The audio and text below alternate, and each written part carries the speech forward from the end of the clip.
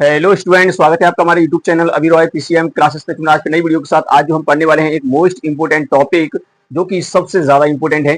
यानी कि यह जो वो टॉपिक है जिसमें बच्चे अक्सर कंफ्यूज रहते हैं। यानी कि ऐसा टॉपिक जो कि बोर्ड एग्जाम से रिलेटेड तो है ही, यानी कॉम्पिटेटिव एग्जाम से भी बहुत ज्यादा रिलेटेड करता है। यानी कि कॉम्पिटेटिव एग्जाम में इससे भी प्रश्न बन जाता है। ठीक है, कोई भी एग्जाम तुम्हारा हो, कॉम्पिटेटिव एग्जाम में आपका इससे एक ना एक प्रश्न आपका अवश्य ही बन जाता है। ठीक है नहीं, तो आज की इस वीडियो में जो हम देखने वाले हैं वो देखने वाले हैं कि बीमाएं किस प्रकार से निकाली जाती हैं। देखिए, बहुत सारे जो बच्चे होते हैं वो बीमाओं को याद करते हैं और यानी कि सारी जितनी बीमाएं होती हैं उनको सबको रटते हैं। ठीक है नहीं, तो आज के बाद आपको रटने की कोई आवश्यकता नहीं है, केवल बीमाओं को निकालना सीखिए। ठीक है, और एक शॉर्ट ट्रिक के माध्यम से आपको बीमा निकालना आ जाएगा। ठीक है, बीमा निकालना बहुत ही आसान होता है। ठीक है, बस आपको थोड़ा सा कंसेप्ट आपको समझना होगा।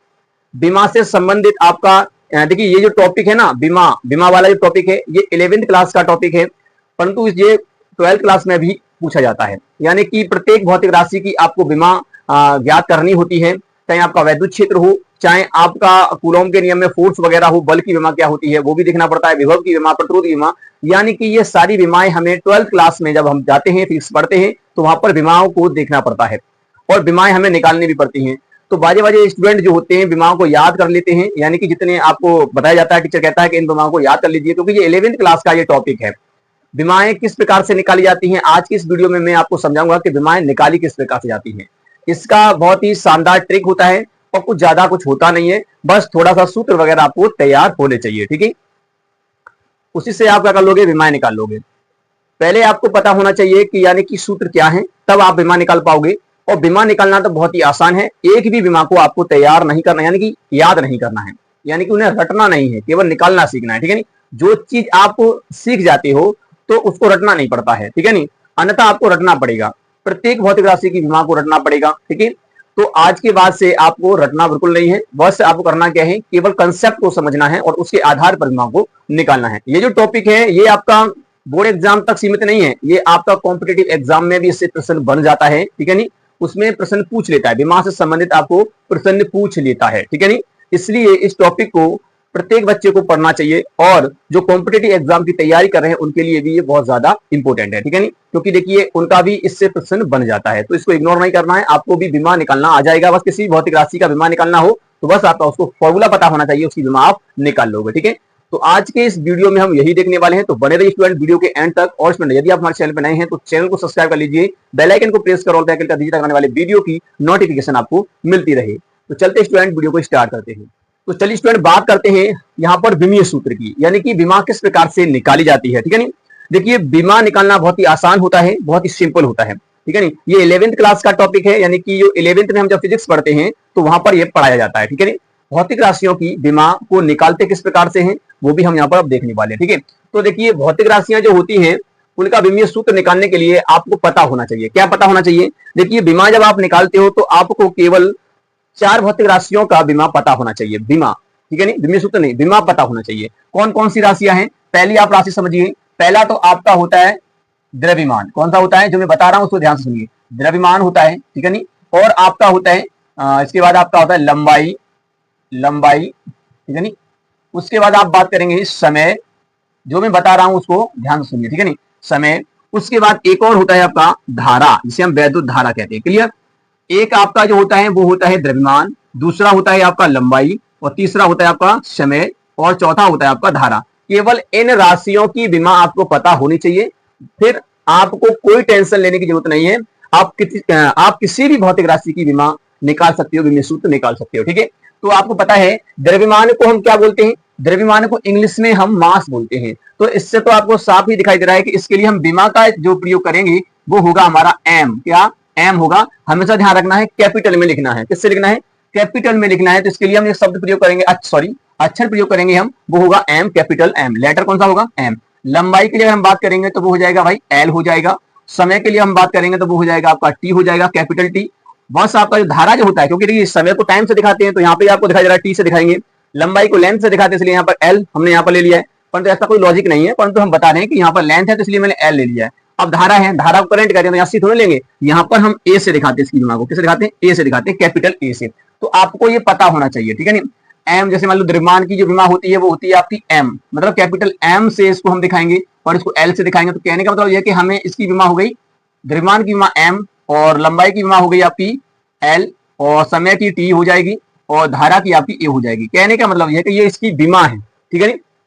तो इन भौतिक राशियों की आपकी विमा पता होनी चाहिए। ये मूल राशियां हैं। कौन सी राशि है? मूल राशि है, ठीक है नी। एक होती है आपकी व्युत्पन्न राशि और एक होती है आपकी मूल राशि। तो इनमें से मैंने 4 दिखाई हैं, 7 होती है वैसे तो ये। तो 4 भौतिक राशियों का जो मूल राशियां उनकी विमा आपको पता होना चाहिए। तो द्रव्यमान की विमा एम होती है और यहाँ पर जो हम कोष्टक लगाते हैं ये बड़े कोष्टक से इसको बंद कर दिया जाता है, ठीक है नी, इस प्रकार से, ठीक है। तो ये हो गया आपका लंबाई के लिए एल, समय के लिए टी और धारा के लिए ए हो गया। अब बस कुछ नहीं होता है। विमीय सूत्र की परिभाषा पता क्या कहती है? विमीय सूत्र की परिभाषा कहती है कि जब हम किसी भौतिक राशि को एम एल टी की घातों में व्यक्त कर देते हैं तो इस प्रकार जो सूत्र प्राप्त होता है उसे हम कहते हैं विमीय सूत्र। क्या कहते हैं? विमीय सूत्र। आप देखिए यहाँ पर विमीय सूत्र की जो डेफिनेशन होती है इसे इंग्लिश में बोला जाता है डायमेंशनल फॉर्मूला, ठीक है नी, डायमेंशनल फॉर्मूला इसे बोला जाता है। आप देखिए क्या कह रहा है, ये कह रहा है किसी भौतिक राशि को एम एल का टी की घातों में व्यक्त करना ही विमीय सूत्र कहलाता है। क्या कहलाता है? विमीय सूत्र कहलाता है। अब यहां पर मैंने एक एग्जांपल लिया है, आप देख सकते हैं कि यानी कि m और 0 और l की घात 1 है और t की घात 0 है, इसे बड़े कोष्टक में बंद कर दिया तो ये भी किसी की विमा है, ठीक है। अभी किसकी विमा है? तो ये भाई लंबाई की विमा है। यहां पर आपको m की घात 0, अब यहां पर घात 0 दिखाई दे रहा है, उसका वैल्यू पता है क्या होता है? अगर किसी की घात 0 होती है तो उसका मान 1 होता है। तो इसका मतलब यहाँ पे 1 यहाँ पे 1, इसका मतलब एल ही बचा ना, गुणा करेंगे तो एल ही आएगा। तो इसका मतलब लंबाई की विमा है, तो इसका लंबाई का विमीय सूत्र ये हो जाएगा, ठीक है नहीं। ऐसे करके आप लिख दोगे तो वो विमीय सूत्र हो जाता है, ठीक है। तो और भी आप ऐसे लिख सकते हैं जैसे एम एल टी इनवर्स 2, ठीक है नहीं, ये भी होता है। तो एम एल टी की घातों में अगर इसको हम व्यक्त कर देंगे तो हमारा क्या बन जाता है? वो विमीय सूत्र बन जाता है। क्लियर? चलिए यहां तक तो आपको क्लियर है। आपको केवल इतनी जो भौतिक राशियां इनकी विमा आपको पता होनी चाहिए और बाकी आप निकालना सीख ही जाओगे, ठीक है। इतना ही है कंसेप्ट, इससे ज्यादा कुछ नहीं। अब देखिए विमा निकालते किस प्रकार से? बहुत ही आसान है विमा निकालना, बहुत ही आसान है विमा निकालना। बस आपको पता होना चाहिए ये 4 भौतिक राशियों की विमा। क्लियर? चलिए अब देखिए यहां पर हम सबसे पहले जो हम बात करते हैं कुछ भौतिक राशियों की विमीय सूत्र की, यहां पर हम बात करते हैं। अब देखिए विमा निकालते कैसे, मैं वो बता रहा हूं। विमा को निकालेंगे कैसे? किसी भौतिक राशि की विमा निकालिए आप, ठीक है। तो यहाँ पे हम बात कर रहे हैं क्षेत्रफल की विमा। तो पहला हम बात करते हैं क्षेत्रफल। किसकी बात करते हैं भाई? क्षेत्रफल की हम विमा की बात करते हैं, ठीक है। यहाँ पर हम देखिए जो भी विमा निकालते हैं वो निकालते हैं हम व्युत्पन्न राशियों की, ठीक है नहीं, जिनका फॉर्मूला होता है, ठीक है, उनकी ही विमा पूछी जाती है। और जो मूल राशियां होती है वो तो 7 होती है, उनकी विमा तो केवल एक ही जो लेटर होगा वही इसकी विमा होगी। क्लियर? चलिए तो सबसे पहले अगर हम बात करें तो यहाँ पर होता है आपका क्षेत्रफल। कौन सा? क्षेत्रफल। तो हम क्षेत्रफल की विमा देखेंगे, क्षेत्रफल, क्षेत्रफल, ठीक है नहीं। फिर इसके बाद हम दूसरा देखेंगे आयतन की विमा देखेंगे, आयतन, ठीक है, आयतन। फिर इसके बाद हम देखेंगे तीसरा यानी कि घनत्व की विमा देखेंगे, घनत्व। क्लियर? घनत्व की विमा देखेंगे, ठीक है। इनकी हमें विमा देखनी है, ठीक।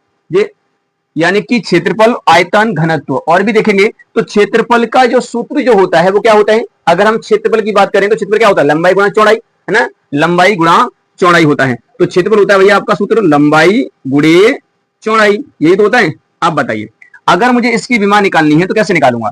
लंबाई को उसमें मापेंगे, लंबाई हो तो भी एल लेना है, चौड़ाई हो तो भाई वो भी तो लेंथ होगी, तो इसका मतलब वो भी एल में लेना है। तो इसका मतलब ये 2 बार है, देखिए लंबाई चौड़ाई, तो यहाँ पर एक बार एल, ठीक है नहीं, और दूसरा भी हमें एल लेना है, ठीक है नहीं, इस प्रकार से।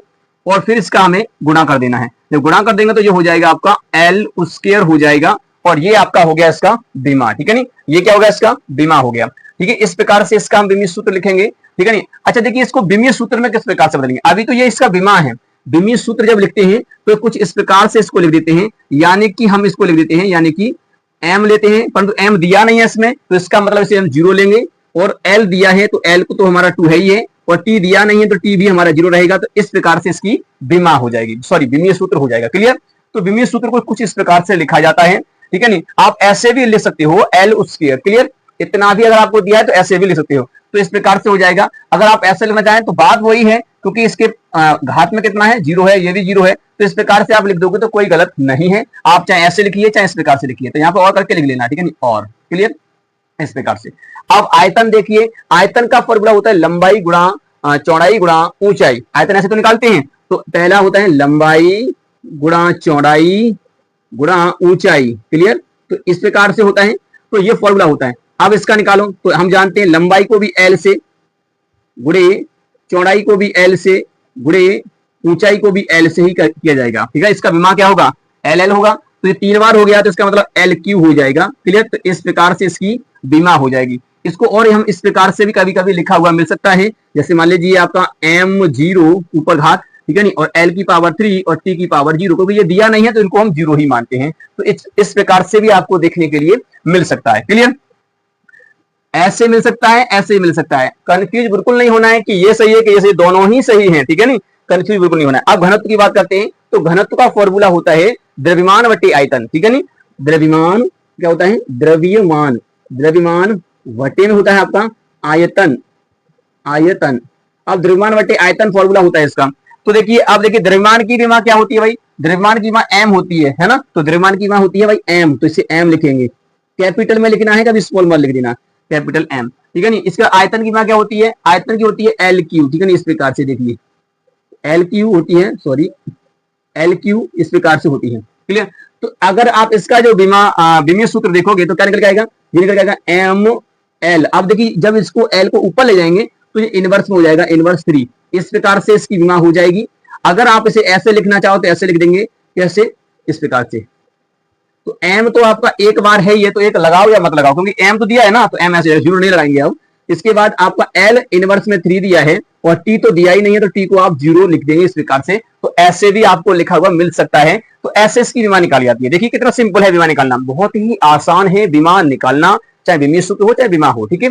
बस आपको mlt की घात में से व्यक्त करना होता है। केवल 4 को तैयार कर लीजिए इनको, और बाकी फॉर्मूला पता होना चाहिए, आप कर लोगे, ठीक है नहीं। द्रव्यमान की विमा आपकी क्या होती है, m होती है। आयतन की अभी आपने निकाली, लंबाई गुणा चौड़ाई गुणा ऊंचाई फॉर्मूला होता है, तो आप इसका मतलब एल क्यू हो जाएगा, है ना। कुछ विमाएं आप वैसे ही याद कर लेना, और वैसे ही याद हो जाती हैं, ठीक है। क्षेत्रफल की एल स्क्वायर, आयतन की एल क्यू हो जाता है, क्लियर नहीं। और घनत्व की आपकी क्या हो जाती है, एम एल इनवर्स 3 हो जाता है, इस प्रकार से। तो ये इसकी क्या है, विमा हो गई। चलिए कुछ और विमा यहाँ पर देखते हैं। अगर आप इसको नोट करना चाहते हैं तो इस पूरे का स्क्रीनशॉट ले लीजिए, ताकि आप इसको लिख सकें और आपको याद भी बना रहे, ठीक है। चलिए आगे देखते हैं। तो यहाँ पर देखिए, आगे हम यहाँ पर देखें तो हम देखेंगे किसका, वेग का। वेग का विमा क्या होगा। 5वां अगर हम इसको देखेंगे तो चाल का विमा क्या होगा, ठीक है नहीं। कुछ विमाएं आपको तैयार कर लेना, ठीक है नहीं, ताकि आपको आसान हो जाएगा, बहुत ही आसान, डायरेक्ट आप लगा दोगे हो जाएगा, नहीं तो आपको फॉर्मूला से लिखना पड़ेगा, ठीक है नहीं। 6वां देखिए, वेग चाल हो गया, इसके बाद आपका त्वरण हो जाएगा, त्वरण, ठीक है नहीं। वेग चाल त्वरण, ठीक है नहीं। 7वां की अगर हम बात करें तो हो जाएगा आपका बल, हो जाएगा, क्या हो जाएगा, बल, ठीक है नहीं। चलिए इनका विमा देखते हैं। तो इनका अगर विमीय सूत्र आप निकालोगे तो किस प्रकार से निकालोगे। वेग जो होता है, वेग का मतलब क्या होता है, वेग यानी कि एक चाल ही होती है, तो यानी कि विस्थापन बटे समय, इसका फॉर्मूला होता है, क्या होता है, विस्थापन। तो इसका फॉर्मूला लिख लेंगे, विस्थापन, विस्थापन वटे में समय, विस्थापन वटे में समय, इसका फॉर्मूला होता है।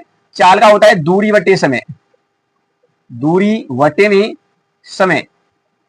और त्वरण का होता है वेग परिवर्तन, वेग परिवर्तन वटे में हो जाएगा आपका समय, समय, समय अंतराल, ठीक है नहीं, समय अंतराल, जो समय आपका दिया है वही, यानी कि समय होता है। वेग में परिवर्तन बटे समय हम कहते हैं, ठीक है नहीं, यानी समय में परिवर्तन, समय या अंतराल, ठीक है नहीं। अब ये फॉर्मूला होता है, बल का फॉर्मूला क्या होता है, बल होता है आपका द्रव्यमान, द्रव्यमान इनटू त्वरण, ये फॉर्मूला होता है। अब इसी से आपको इसकी विमा निकालनी है, क्या निकालनी है, इसकी विमा निकालनी है, ठीक है।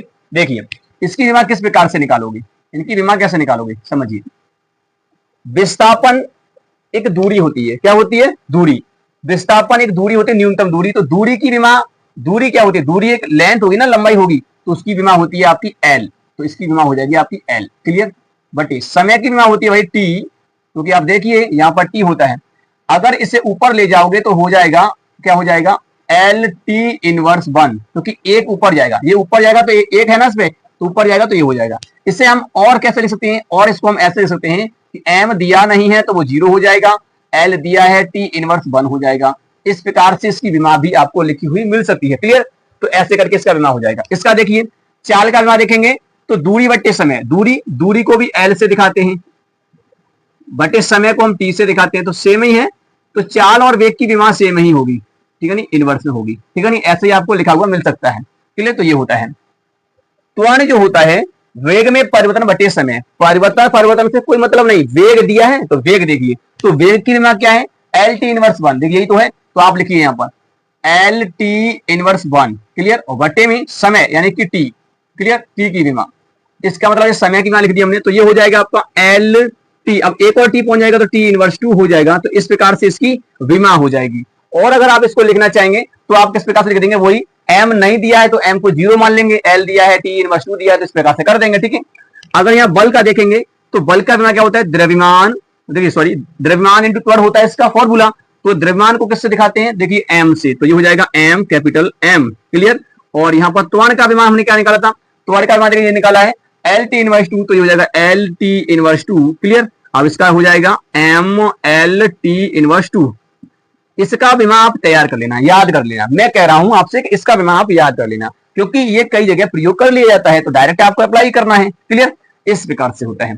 तो एम एल टी इनवर्स 2 समझ आया कि नहीं आया, बताइए कितना सिंपल है विमा निकालना, बताइए, ठीक है स्टूडेंट। चलिए आगे देखिए, आगे भी और कुछ देखते हैं, कुछ और एग्जाम्पल। 8वां देखिए, अगर हम कार्य की विमा निकालें, कार्य की विमा, कार्य की विमा क्या होती है, कार्य को डब्ल्यू से दिखाते हैं, ठीक है नहीं, और बल को एफ से दिखाते हैं, तो एफ बराबर एम ए होता है, एम यानी कि द्रव्यमान गुणे त्वरण ए, है ना, त्वरण को ए से दिखाते हैं, तो यहाँ पर क्या हो जाएगा, कार्य की विमा देखिए, कार्य बराबर होता है बल गुणे विस्थापन, तो बल गुणे विस्थापन, ये फॉर्मूला होता है, कार्य का फॉर्मूला ये होता है बल गुणे विस्थापन। अगर बल की विमा आप देखोगे तो बल की विमा क्या होती है, बल की विमा आपने निकाल ली है, ये देखिए, तो एम एल टी इनवर्स 2, और ये से बड़े कोष्टक में बंद करना मत भूलना, ठीक है नहीं, गुणे विस्थापन की विमा एल होती है, अभी देखा था हमने विस्थापन की विमा एल की, ठीक है, इस प्रकार से, तो ये क्या हो जाएगा, ये हो जाएगा एम एल, अब देखिए एल एल डबल हो जाएगा तो एल स्क्वायर और टी इनवर्स 2, क्लियर।